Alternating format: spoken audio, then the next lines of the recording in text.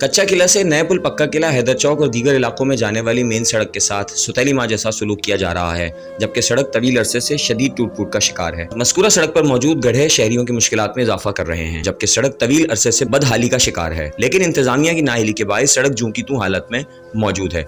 वाज़ह रहे कि सड़क से हैवी ट्रैफिक की आमदोरफ्त का सिलसिला भी जारी रहता है, लेकिन इन्हीं गड़ों के बायस ट्रैफिक की रवानी अक्सर औकात मुअत्तल हो जाती है। इसके साथ साथ सीवरेज का गंदा पानी भी जमा है, जिसके बायस नमाजी हजरात को भी परेशानी उठानी पड़ती है। शहरियों ने हैदराबाद न्यूज से गुफ्तगू करते हुए कहा कि सड़क शदीद टूट फूट का शिकार है और उनको परेशानी लाहक है, लेकिन जिला इंतजामिया गफलत की नींद सो रही है। शहरियों ने जिला इंतजामिया से पुरजोर अपील करते हुए कहा है कि जल्द इस मसले पर गौर किया जाए ताकि शहरी इन मुश्किलात से निकल सकें।